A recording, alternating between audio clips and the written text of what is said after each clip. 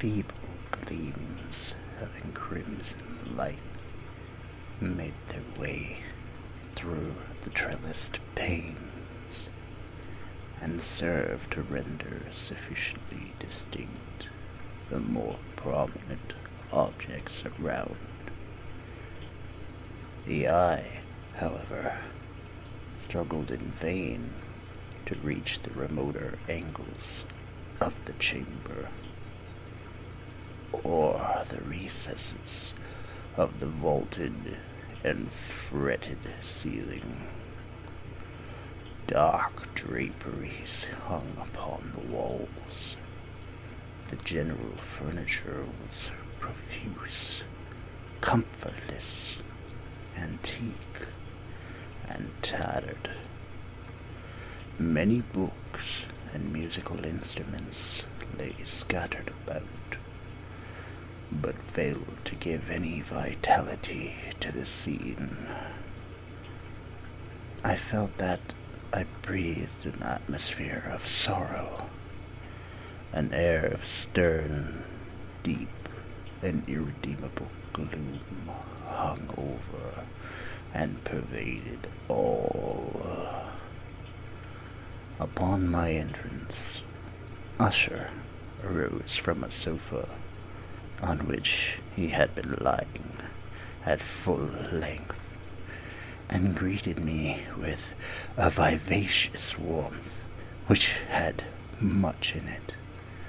I at first thought of overdone cordiality, of the constrained effort of the ennuyé man of the world. A glance, however, at his countenance convinced me of his perfect sincerity. We sat down, and for some moments, while he spoke not, I gazed upon him with a feeling half of pity, half of awe.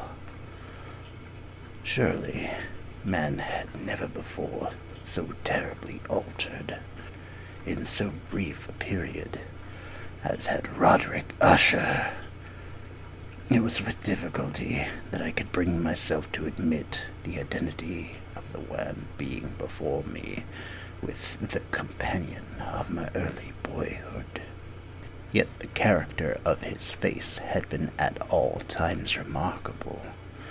A cadaverousness of complexion, an eye large, liquid, and luminous beyond comparison, lips somewhat thin and very pallid, but of a surpassingly beautiful curve, a nose of a delicate Hebrew model, but with breadth of nostril unusual in similar formations, a finely moulded chin speaking in its want of prominence of a want of moral energy, hair of a more web-like softness and tenuity.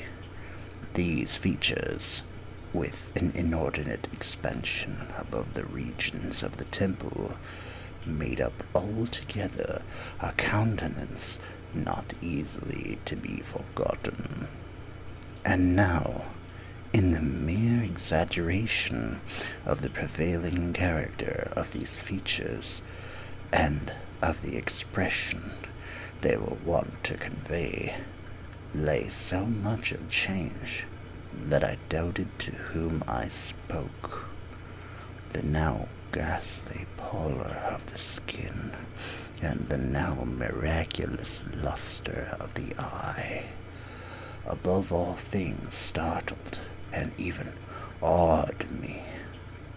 The silken hair, too, had been suffered to grow all unheeded, and as in its wild gossamer texture it floated rather than fell about the face, I could not, even with effort, connect its arabesque expression with any idea of simple humanity.